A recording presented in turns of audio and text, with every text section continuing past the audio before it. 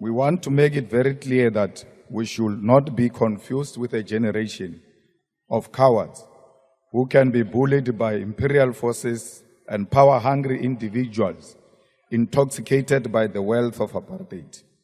The United States of America has bullied nations before and imposed senseless and arbitrary sanctions and threatened wars.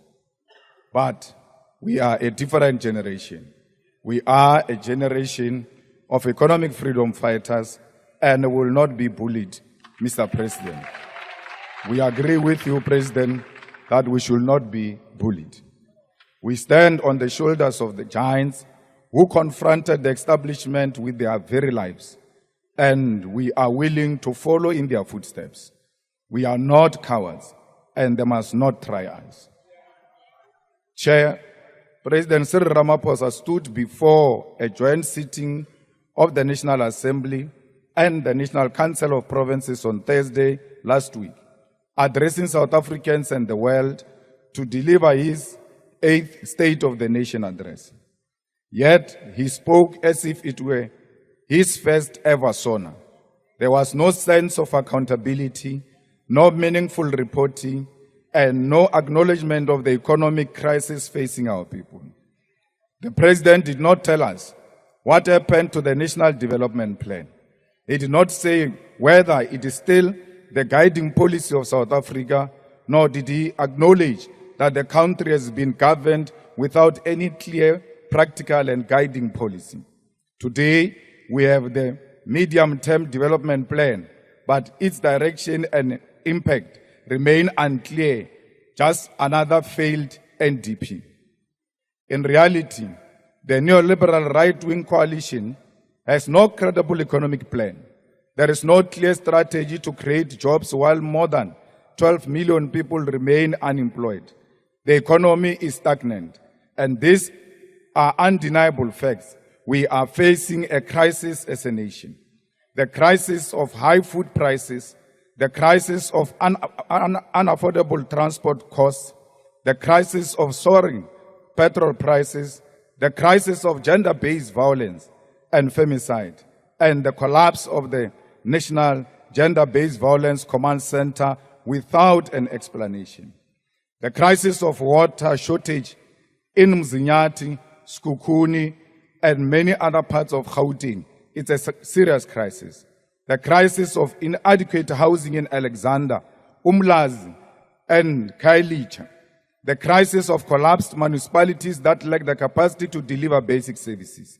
These are the crises the President inherited when he was elected President of the Republic of South Africa on 15 February 2018. In 2018, you said you will focus on rebuilding, yet things only got worse for our people. In 2019, you said to Mamina, the nation sent you, but to this day, we don't know what you went and did after you were too much. It was in 2019 when you stood before South Africa after asking us to send you, and you promised the nation speed trains and a smart city. You asked us to imagine a country where bullet trains pass through Johannesburg as they travel from here to Musina, and they stop in Buffalo City on their way from eThekwini back here in Cape Town. You said to us, the time has arrived to build a new smart city founded on the technologies of the fourth industrial revolution.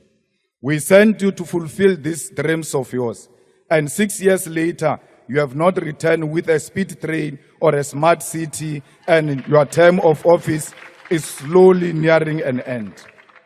You said 2020 will be the year of tackling state capture and ensuring accountability, yet not a single person has been arrested despite the 1 billion spent on the Zondo Commission report. In 2021, you declared it the year of recovery, yet South Africa's economy deteriorated further, with economic growth falling below 1%, except for the brief rebound following the reopening of the COVID-19, which collapsed almost immediately. In 2022, you claimed you will address governance failures, yet corruption became one of the biggest issues under your leadership. And that corruption has found its way now into the judiciary. We never had crisis of corruption in the judiciary. It only started with you when you sealed the CR17 documents in court. We listened to you in 2023 when you called on the nation to work together, yet it was your own political party, the Former Liberation Movement, that continued to deploy incompetent comrades to municipalities, boards of state-owned enterprises, provincial departments, and national government. And when you tried to tell us the story of Tintswalo in 2024, we told you right there and then that you were talking about a Tintswalo who does not exist.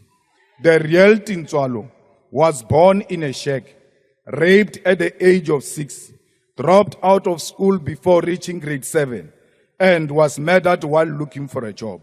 That's the Tintswalo we know. A boy who's too poor to even buy food becomes a monk. However, when the master tries to burn a mark on his head, he can't get a mark. The leader is surprised. It's the first time for such a thing to happen. He believes the child will have a bright future, so he begs the leader to allow him to leave. So, the leader does so. Perhaps fate has a more important task for him. 20 years past. That's the Tintswalo we know. And now, this year, you tell us that you will not be bullied. We agree with you that we must not be bullied, but you fail to tell us what you are going to do about it. It is not enough to simply say you will not be bullied.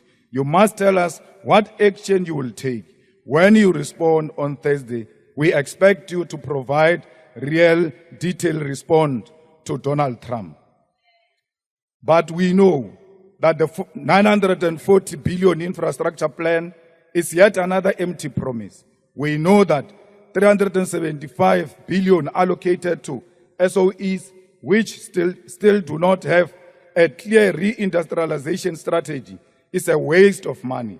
We know that the corporate approach and strategy for Transnet, the unbundling of Eskom, and the so-called modernization of ports and airports are all just privatization in disguise. President, we know that blended finance will become another looting scheme when students here at CPUT are sleeping outside at this very moment due to lack of housing. But as economic freedom fighters, we have adopted the theme of the year of picket lines. We are going back to the streets, we are reclaiming our identity, and we want to reunite with our people. We'll go to the streets to demand water for our people, to demand the speedy allocation of housing, to demand the eradication of pit toilets, and to fight for service delivery. We are taking our picket lines to the National Treasury and the Reserve Bank to demand nationalization and the transformation of the economy. We will picket outside correctional facilities to demand an end to overcrowding and syndicates within prison that control crime in the outside world.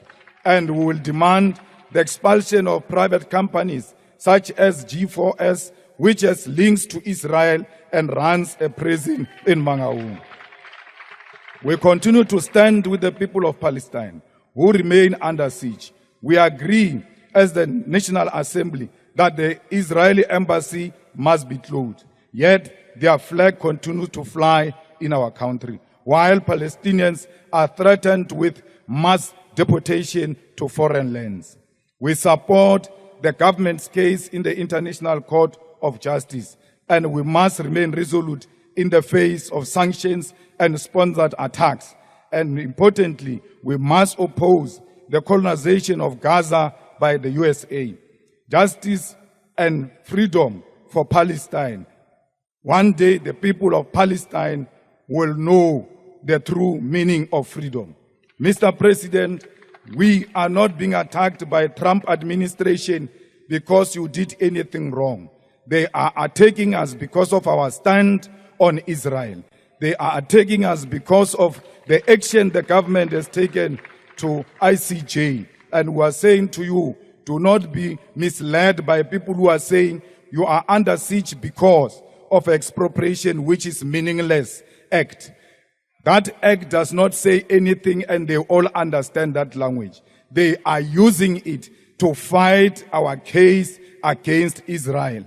And when you say they cannot bully us, you must start by removing the Israeli embassy to show them that will not be bullied. Thank you very much. Please, if today is your first time coming to this channel, then don't forget to subscribe to this channel and turn on the notification button so that anytime I upload any great content, you will be notified. I'm always your guy, De-Graft Amoako. Thanks for watching.